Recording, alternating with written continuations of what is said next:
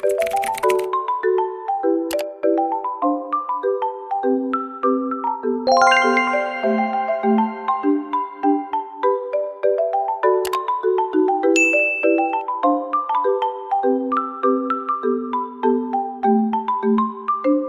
lama tidak bercerita, mari kita bercerita. Jadi gue tuh cukup sering kan dapet DM ataupun komentar dari kalian yang bilang kalau kalian tuh ketemu gue di jalan tapi gak berani nyapa karena muka gue katanya judes ataupun sinis ataupun kayak orang lagi bete gitu, jadi takut buat nyapa. Masalahnya gue juga suka kagak sadar kalau misalnya muka gue begitu. Gue sering bilang kan, ih gak apa-apa sapa aja, sumpah emang gue kalau dia mukanya begitu. Soalnya gak mungkin kalau misalnya gue jalan tapi gue senyum, kan kayak orang gila ntar. Yang ada gue diseret satpam, dikira pasien RSJ kabur. Tapi ada kejadian yang dimana gue emang secara sadar sengaja gue sini-sini orang karena dia ngeliatin gue. Kejadian di Ayon Tanjung Barat. Emang kayaknya setiap kejadian aneh gue tuh selalu terjadi di Ayon. Lagi jalan ya sendiri ke arah sana. Nah dari sini ada 2 orang cewek, jadi kita papas-papasan. Posisi gue sama dia belum deket aja, itu gue udah engah kalau si 1 orang cewek ini ngeliatin gue. Sampai kita berlewat-lewatan itu dia masih sampai nengok ngeliatin gue. Ngeliatinnya tuh bukan ngeliatin santai gitu, bukan, ini ngeliatin yang mengintimidasi gitu loh. Dia ngeliatinnya begini nih, sampai begitu. Apa lu gak kesel? Gue kesel kan diliatin kayak gitu. Kita gak kenal, kenapa lu liatin gue begitu banget? Apa yang mau lu ambil? Udah gue liatin balik kan. Kenapa gue tahu sampai kita udah lewat dia masih nengok? Karena gue juga ikutan nengok. Gue ngeliatin ke belakang gini, dia masih ngeliatin gue. Jadi gue yang kayak, apaan sih? Gue gituin. Lu tahu 3 detik setelah itu apa? Gue dicolek dari belakang. Terus Kak Jasmine bukan, boleh minta foto nggak? Gue langsung ngerasa nggak enak di situ ya, karena gue pikir nih orang pasti ngerasa gue sok banget anjir. Gue di situ langsung ramah banget karena gue ingin menghilangkan pikiran kakaknya ini kalau dia berpikir gue sombong atau gimana. Langsung, oh iya kamu sama siapa kesininya? Pura-pura, padahal gue juga tahu tuh dia sama temennya. Gue juga nanya, oh kamu ngapain nih kesini? Dongo, itu mall, bebas, dia mau kesini mau ngapain juga bukan urusan lu, Min. Terus tau ngomong itu langsung mikir, ngapain gue nanya kayak begitu? Bahasa basinya jelek banget. Gue bahkan sampai kepikiran mau jujur ke kakaknya, tadi aku sinisin, maaf ya pengen bilang begitu tapi mulut gak bisa ngomong. Di sini kalau kakaknya nonton, maaf ya kak, aku gak bermaksud seperti itu. Setengah 6 sore, gue setelah mengumpulkan niat dari jam 3 kayak aku mau bikin video, hari ini mau rapi-rapi, selesainya rapi-rapi jam setengah 6 sore. Berhubung gue udah lama gak cerita ya kan, enggak sih, kayak baru kemarin deh gue ceritanya lebay banget. Walaupun gak ada yang nanyain kayak, Min kok hari ini gak cerita, gak apa-apa, gue anaknya mandiri jadi mending kita cerita aja. Tadi gue baru menyadari bahwa followers gue itu rata-rata anak SD, SMP, SMA. Kayak gue bahkan kaget mengetahui bahwa followers gue tuh ada yang SD, karena kayak waktu gue SD gue belum megang HP, kok anak SD sekarang udah pada jago main HP sama main TikTok ya. Pressure nih gue karena followers gue anak SD semua, gue takut dicontoh perilaku buruk gue. Jadi kalau misalnya ada orang yang tahu gue dan dia tuh seumuran sama gue atau bahkan lebih tua, gue tuh seneng banget jujur. Ternyata bukan hanya bocil-bocil yang suka sama gue, tapi kayak orang dewasa juga gitu. Kayak suatu kebanggaan aja buat gue. Suatu hari gue mau ke kampus sih kan, pesen nih gue kelas pagi itu udah telat, gue buru-buru akhirnya dapet nih. Dan selalu biasanya tuh bapak-bapak, tapi kali ini boti, bukan ibu-ibu. Pertama kali itu gue dapet driver ibu-ibu. Nah udah tuh, terus naik. Di situ posisinya gue belum pakai masker karena gue lagi minum susu. Jalan tiba-tiba ibu-ibunya nanya ke gue, ini kakaknya yang suka ada di TikTok nggak sih? Dengar itu gue langsung kayak seneng banget kan, karena kayak, wih udah ibu-ibu tahu gue. Dong gue dengan sumringahnya kayak, ih iya bu kok ibu tahu sih? Terus habis ibunya bilang, oh saya sih nggak tahu, cuma saya pernah dikasih tahu sama anaknya. Jadi dia tuh tahu gue dari anaknya yang suka ngomongin di daerah rumahnya, sama pernah dikasih unjuk gitu kayak, ini rumahnya deket sini, maksudnya rumah gue, karena mereka tuh ternyata tinggalnya nggak jauh dari rumah gue. Yang tadinya gue seneng, gue pikir nih ibu-ibu emang tahu gue gitu, suka nontonin gue, ternyata tahu dari tetangga sama anaknya. Cuma nggak apa-apa, at least ada emak-emak yang mengetahui gue, keberadaan gue. Kita ngobrol bareng ya di talk sampai malam. Enggak dong, kan gue mau kuliah. Terus pokoknya ngobrol, terus kayak ibunya nanya juga kayak, pernah ketemu nggak sama fansnya? Waktu gue kayak, buset Lucinta Luna, gue punya fans. Terus gue bilang aja, ya mungkin yang tahu ada, cuma mereka tuh nggak berani nyapa langsung. Gue bilang lah kayak gitu, dan gue cukup bingung kayak, lu pada kenapa sih kalau ketemu gue tuh kayak cuma ngeliatin doang gitu. Gue kan berasa kayak, nih orang apa pernah gue utangin apa gimana nih ngeliatin gue mulu. Nyapa aja gitu susah banget gitu. Jangan kayak lu ngeliatin dari pojok terus lu bisik-bisik kayak, ya anjir apaan nih, apa gue salah pakai baju, apa gue lupa pakai daleman, gimana, kan gue bingung. Chill aja brother, santai aja, nyapa mah nyapa aja, sorry left hand. Hah? Apa sih?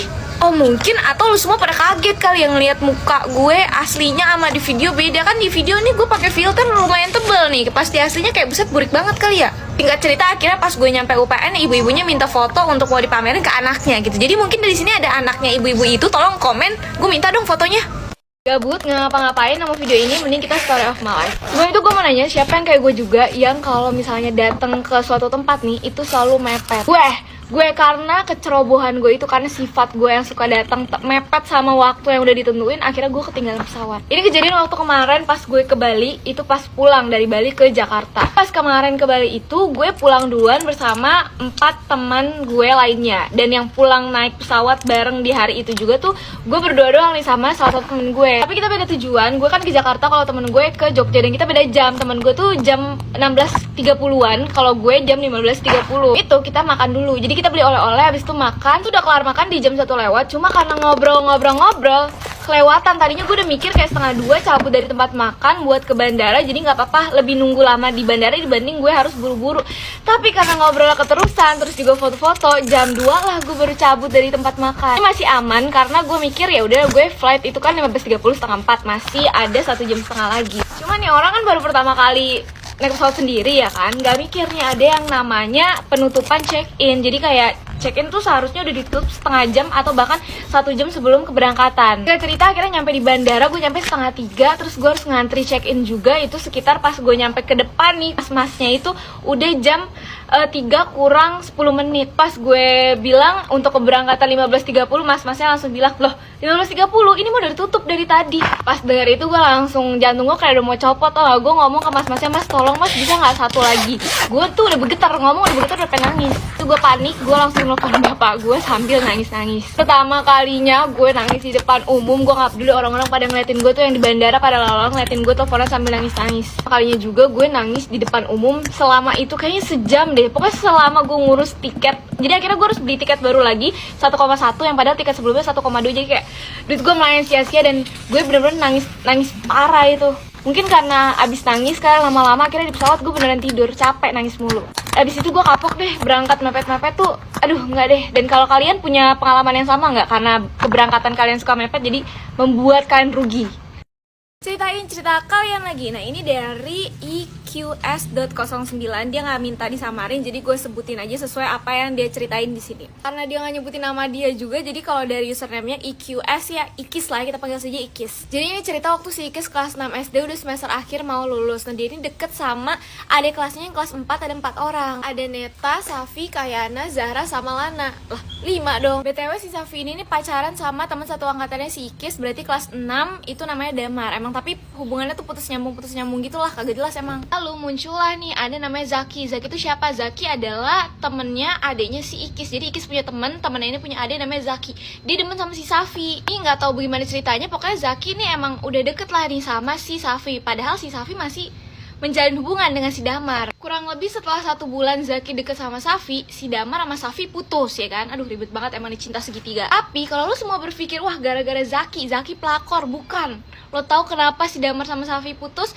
Itu karena si Safi ketahuan sama Kayana. Nah setelah tahu itu si Ikis langsung shock berat karena mengetahui bahwa si Safi ternyata lesbong. Tapi ya dulu di SD gue juga ada beberapa temen gue yang temenan nih alias bestian gitu sama temen beda kelas, dan mereka tuh suka ini cium pipi gitu masing-masing. Kayak gue juga ngeliatnya agak aneh, cuma menurut mereka itu adalah bentuk bestiannya mereka kayak gitu. Cewek ya, ini cewek dua-duanya ya, jadi mereka berteman suka kayak gitu cium pipi. Kalau diceritain si Ikis kan dia bilang sampai cip gitu ya. Kalau ini kan cium pipi dong, gue nggak tahu deh gue. Kalian pernah ada juga gak sih temen yang kayak gitu?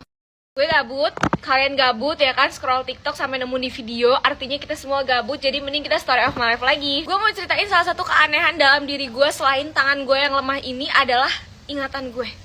Gue tuh susah banget buat nginget jalan. Awalnya gue mikir kayak ya udah sih baru sekali, 2 kali, 3 kali, 4 kali gitu, nggak mungkin langsung hafal juga gitu, santai aja nih normal. Sampai dimana gue mikir kayak kok gue nggak hafal jalan ya, apalagi jalan ke kampus gue. Lu bayangin gue sekarang udah semester 5 dan sekarang semester ini tuh gue udah hampir tiap hari ke kampus terus bolak-balik, tapi sampai sekarang gue nggak hafal jalanan kampus gue. Kok bisa? Nggak tahu. Gue kayak ngelihat jalan, tapi kalau malam hari itu tuh menurut gue jalanan sama aja bentukannya. Jadi kayak gue suka bingung gitu kalau ditanya sama Grabnya, ini kemana neng, ke kanan atau ke kiri, kayak Gak tahu, jangan tanya saya pak. Ada satu kejadian di mana gue baru balik dari kampus sekitar jam 7 atau setengah 8 malam gitu. Terus abang Grab gue ini nggak tahu jalan dari kampus ke rumah gue. Terus kan ini posisinya dari kampus ke rumah gue, yang artinya menuju rumah gue. Harusnya gue tahu dong. Dan itu di situ tuh gue pede karena si abang ini ngomong, Neng tahu jalan kan? Saya nggak pakai Gmaps soalnya. Terus gue bilang, oh iya pak, saya tahu kok jalannya, nanti saya arahin aja. Udah sombong banget, udah pede kalau gue hafal. Nah jalan kan nih udah seperti biasa, ke kanan ke kiri, udah bener deh tuh gue ngarahinnya sampai di mana nemu pertigaan. Si abang-abang ini bukan nanya ini ke kanan atau ke kiri, tapi kayak langsung memastikan ini belok kanan kan, dan itu posisinya udah mau belok gitu. Dan gue yang kayak panik, jadi kayak iya ya ke kanan, padahal itu harusnya ke kiri. Jadi gue salah ngarahin. Yang sama gak sih, kayak gue kayak panik aja kalau misalnya ditanya arahnya tuh kemana, apalagi bukan nanya kayak kanan atau kiri, tapi langsung memastikan ini kanan kan gitu. Terus kayak panik, jadi kayak iya benar langsung iya aja. Terus ya udah bener aja, pas belok kanan itu malah ke arah gandul yang itu malah menjauhi rumah gua. Dan itu akhirnya gue ujung-ujungnya apa, buka Gmaps. Jadi gue ngarahin dari belakang sambil ngeliat Gmaps, kayak nggak lagi gue sotoy bilang gue tahu rumah gue.